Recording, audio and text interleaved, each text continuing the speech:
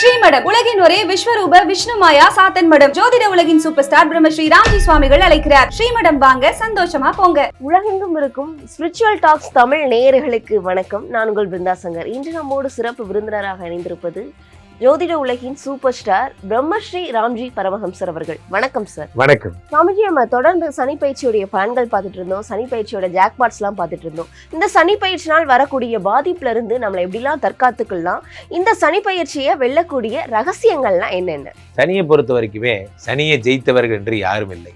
உண்மையை சொல்லப்போனால் Shani is the most powerful planet இந்த 9 கிரகங்கள்ல. பட் ஆனால் சனிக்கு சில சாஃப்டான ஒரு கான்செப்ட்லாம் இருக்குது. என்ன அப்படின்னா, அன்னதான பிரபுன்னு பேர். சனி அடியாருக்கு எளியவன்னு பேர், எளியவருக்கு எளியவன், தொண்டனுக்கு தொண்டன்னு பேர்.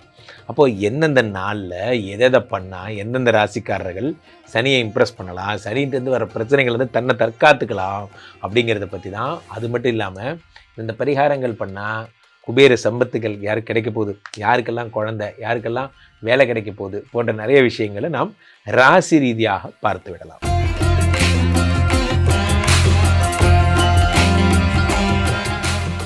சுவாமிஜி, மேசராசிக்காரர்களுக்கு சனியை வெல்லும் ரகசியம்னா என்னென்ன? மேசராசிக்காரர்களை பொறுத்த வரைக்குமே பொதுவாகவே சனி பகவான் மேசராசிக்காரர்களுக்கும் ரிஷபராசிக்காரர்களுக்கும் பாதகாதிபதியாக அறியப்படுகிறார். பாதகாதிபதினா என்னன்னா, கெடுதலை மட்டுமே செய்பவன். இவனால நமக்கு ஒரு 10 பைசா கூட நல்லதில்லை, நன்மையே நடக்க போறதில்லை அப்படின்னா அது மேசராசிக்காரர்களுக்கு சனியை சொல்லலாம். ஏன்னா சரராசி 11 பாதகாதிபதி. இந்த பாதகாதிபதி சனி 12ஆம் இடத்திற்கு வருகிறார். அப்போ 12ஆம் இடத்திற்கு வருகிறார், 12 என்னவோ பண்ண போறார், அது தெளிவாக தெரியுது. அப்போ 12னா என்ன அப்படின்னா அயன சயனஸ்தானம்னு அர்த்தம். நன்றாக புரிந்து கொள்ள வேண்டும் பிருந்தா. அயன சயனஸ்தானம்ங்கிறது ரொம்ப முக்கியமான இடம்.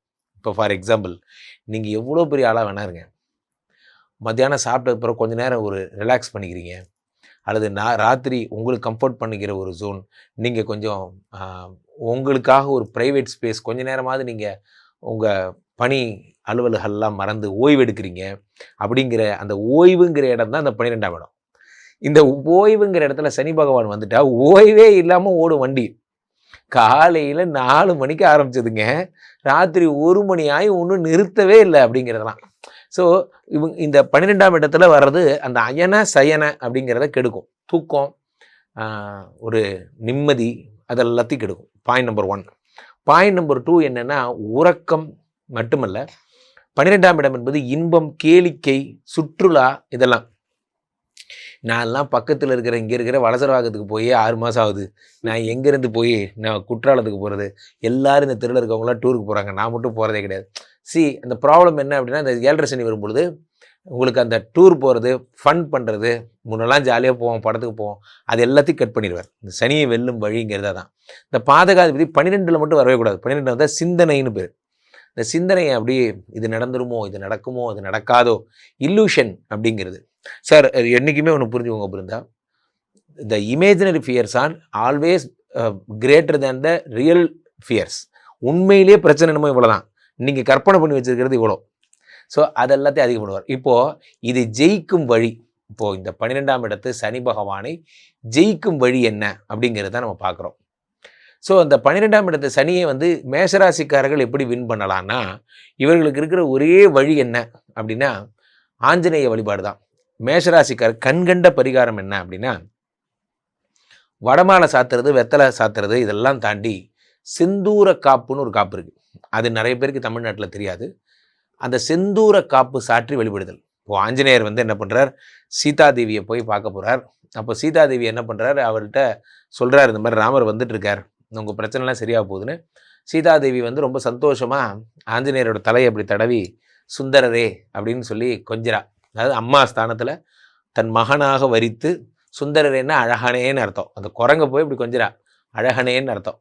அவருக்கு தலகால் புரியல இந்த ஆஞ்சநேயருக்கு. அம்மா வந்து நம்மளை அழகான்னு சொல்லிட்டாங்களேன்னு சொல்லி அந்த பூமியில் புரண்டு புரண்டு அப்படி குதிக்கிறார் குரங்கு. அதெல்லாம் அந்த செந்தூரமெல்லாம் உடம்புல படுது, அவரோட உடம்புல. அப்படி பட்டதுனால வந்த காப்பு செந்தூர காப்புன்னு பேர். இந்த செந்தூர காப்பு சாற்றி வழிபட்டால் ஆஞ்சநேயருடைய அனுகிரகம் இருக்கும் பொழுது சனி பகவானுடைய பிடைகள் மேஷ ராசிக்கு ஒர்க் அவுட் ஆகும். இது கண்கண்ட பரிகாரம்.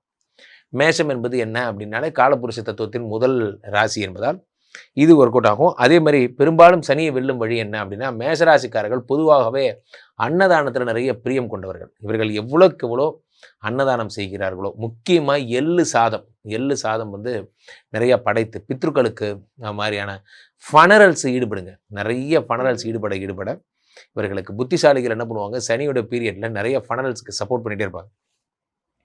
சனினாலே மயான பூமி அதெல்லாம் பொருள். ஸோ மேஷராசிக்காரர்கள் சனி பகவானுக்கு வெல்லும் வழி அப்படின்னு பார்த்தா they can go to செந்தூர காப்பு. பொதுவாகவே இந்த சனி பயிற்சியை பொறுத்த வரைக்குமே சனினாலே எல்லாருக்குமே ஒரு பயம்தான். இந்த மார்ச் 6ஆம் தேதி வாக்கியப்படி சனி பகவான் கும்பத்தில் இருந்து மீனத்திற்கு வருகிறார். ரொம்ப பிரமாதமான விஷயங்க, சூப்பரான விஷயம். பட் ஆனால் இதனால் ஏற்படக்கூடிய வைப்ரேஷன், இதனால் ஏற்படக்கூடிய பாதிப்புகள் என்ன அப்படின்னு பார்க்குறோம். அதில் என்ன முக்கியமான பாதிப்பு அப்படின்னா, இத்தனை நாள் சனி தன்னுடைய சொந்த வீட்டில் இருந்தார், அவர் தன்னுடைய வீட்டில் ஆட்சி பெற்று அமர்ந்திருந்தார், அது வேற. இப்போ மீனத்துக்கு வருகிறார். இது குருவினுடைய வீடு. நன்றாக புரிந்து கொள்ள வேண்டும். இது ஒரு எஸ்பெஷலான ஒரு பயிற்சினா அது எக்ஸ்க்ளூசிவான இது ஒரு பயிற்சி. என்ன காரணம்? இந்த கார்னர் குருவினுடைய வீட்டுக்கு திரும்ப இதே சனி இங்கேயே வர்றதுக்கு ஒரு டப்பாக்கு 2.5 வருஷம்னு கணக்கு போட்டுக்கோங்க. மேஷ ரிஷபம் மிதுனம் கடகம் சிம்மம் கன்னி 12 2.5 கணக்கு போட்டுக்கோங்க. கிட்டத்தட்ட 30 வருஷம் வந்துடும். 30 வருஷத்துக்கு ஒரு தடவை தான் இதே மீனத்துக்கு திரும்ப வர போகிறார். சார் அவர் வந்த என்ன வராட்டி எனக்கு என்ன சார் அப்படின்னு நீங்கள் சொல்லலாம். ஆனால் ஒரு விஷயம் என்ன அப்படின்னா, இந்த மீனம் என்பது காலபுருஷனுக்கு 12ஆம் இடம். இங்கே சனி பகவான் செயலற்று போகிறார். அதாவது தன்னுடைய சுப கிரணங்களை அள்ளி தருகிறார். அதென்ன சுப கிரணம் என்றால் மங்கள சனியாக மாறுகிறார். நல்லதை தருகிறார், நல்லவற்றை தருகிறார். ஏன்னா குருவினுடைய வீடு என்பது கோயில் மாதிரிங்க. அந்த கோயிலுக்குள்ள வந்து சனி பகவான் போகும்பொழுது என்ன ஆகும்னா அமைதியாக இருக்கிறார். சனி பகவானே என்ன ஆயிடுறாரு, கன்வெர்ட் ஆகி குட் பாயா மாறிடுறாரு. அப்போ சனி பகவான் மங்கள சனியாக, நம்ம சொல்லுவோம் பொங்கு சனி மங்கள சனிலாம் சொல்லுவோம். அந்த மாதிரி சனி பகவான் எல்லாருக்குமே மங்கள சனியாக இருந்தால் எப்படி இருக்கும் அப்படின்னா அது இந்த பீரியட் தான். ஸோ இந்த பீரியடில் நிறைய விஷயங்கள், இப்போது ஒரு நெருப்பு எரிகின்ற தழல் போல உள்ளம் வேண்டும்னார் பாரதியார். அப்போ ஒரு நெருப்பு அக்னி குஞ்சொன்று கண்டேன், அதை ஆங்கொரு காட்டினில் பொந்திடை வைத்தேன், வெந்து தணிந்தது காடு. அப்போது இந்த சனிங்கிறது ஒரு என்ன சொல்கிறது, ஒரு அக்னி மாதிரி தான். இதை அணையாமல் பாதுகாத்துக்கணும். இதை வந்து இந்த நெருப்பை எப்படி நம்ம தக்க வச்சுக்க போகிறோம். 11ஆம் இடத்து லாப சனி, 10ஆம் இடத்து தொழில் சனி. இந்த சனி வந்து நமக்கு இன்னும் தங்கு தடை இல்லாமல் நமக்கு நல்லது செஞ்சுக்கிட்டே இருக்கணும்னா என்ன செய்ய போகிறோம் அப்படிங்கிறது தான் இதில் பதிவில் விளக்கமாக சொல்லியிருக்கோம். பொதுவாகவே இந்த சனி பகவானுடைய வழிபாடுகள் எல்லாமே 8ஆம் நம்பர்னாலே சனி தான். 8ஆம் தேதி 8ஆம் நிமிஷம் 8 நாளே சனி. கருப்பு கலர் ட்ரெஸ்ஸு, பழுப்பு colour dress, blue colour dress அதிகமாக போடுங்க. இதெல்லாம் சனி பகவானுடைய அம்சம். யாரெல்லாம் கழிவு மற்றும் இதில் துப்புரவு தொழிலாளர்கள்லாம் இருக்காங்கல்ல, அவங்கெல்லாம் சனியினுடைய அம்சம். யாரெல்லாம் இந்த மாதிரியான மார்ச்சுவரி அந்த மாதிரியான ஃபனரல்ஸ் ஹெல்ப் பண்ணுற அவங்கெல்லாம் சனியினுடைய அம்சம். ஒற்றை கை ஏந்தியவர்கள் எல்லாம் சனியினுடைய அம்சம். பசித்த வயிறு சனியினுடைய அம்சம். நன்றாக புரிந்து கொள்ளுங்கள். இதெல்லாம் மனிதர்களுடைய அடிப்படை தேவைகளை அத்தனையும் சனி. ஸோ இதற்கெல்லாம் உதவி செய்தாலே, ஒரு பழமொழி சொல்வார்கள் நண்பர்களே, when you worship to the God you can go nearer to the God, but when you worship to the people God will nearer to you. அப்போது சனி பகவானை எளிதாக இம்ப்ரெஸ் பண்ணுறதுக்கு என்ன தேவை, மக்களுக்கு உதவி செஞ்சால் போதும். ரைட். அதை தாண்டி என்ன செய்யணும், ஆஞ்சநேயர் டாலர் எப்பயுமே கையில் கட்டிக்கோங்க. எப்பயுமே ஒரு நெத்தியில் சின்னம் இல்லாமல் இருந்தால் சனிக்கு பிடிக்காது. நெத்தியில் எப்பயுமே ஒரு சின்னம் வச்சுக்கணும். அதே மாதிரி எப்போவுமே சனி பகவானை பொய் சொன்னால் சனிக்கு பிடிக்காது. தப்பே கூட தான் நீங்கள் பண்ணுங்கள், தெரியாமல் பண்ணிட்டேன்னா நான் தெரியாமல் பண்ணிட்டேன்னு ஒத்துக்கிட்டிங்கன்னா சனி உங்களை ஒன்றும் பண்ண மாட்டாருங்க. இந்த இடத்துல நீங்கள் இதை மனசாட்சியோட நீங்கள் வந்து இதாக சொல்கிறேன், பை ஹார்ட் நான் சொல்கிறேன், நீங்கள் தப்பு கூட தான் பண்ணுங்கள். பட் ஆனால் அது தப்பு பண்ணேங்கிறத ஒத்துக்குவாங்க. பொய் சொன்னால் சனிக்கு பிடிக்காது. இப்படி நிறைய விஷயங்கள் நம்ம அதில் சொல்லியிருக்கோம். ஸோ சனியை பொறுத்த வரைக்கும் பயப்பட வேண்டாம். பெரும்பாலும் பக்திமானாகவும் நேர்மையுடனும் ஹியூமனிட்டியோடய இருந்தாலுமே சனி உங்களை ஒன்றும் செய்ய போவதில்லை. கண்டிப்பா மக்களுக்கு இது ரொம்பவே பயனுள்ளதா இருக்கணும். மக்கள் உங்களை தொடர்பு கொள்றதா இருந்தா எப்படி தொடர்பு கொள்றது? மக்கள் என்னை தொடர்பு கொள்ள, சனியை பொறுத்த வரைக்கும் சனியை கண்ட்ரோல்லாம் யாரும் பண்ண முடியாதுங்க. சரண்டர் ஆகிறதுக்கு சிஸ்டம்ஸ் தான் நம்ம சொன்னோம். எப்படிலாம் ஒரு சரண்டர் ஆகலாம் அப்படிங்கிறது தான். பெரும்பாலும் 8ஆம் நம்பரில் எதாக இருந்தாலும் ஆரம்பிங்க. சனியை பொறுத்த வரைக்கும் சனிகிட்ட சரண்டர் ஆகிறதுக்கு கருநீலம் கருப்பு போன்ற விஷயங்களை பயன்படுத்துங்க.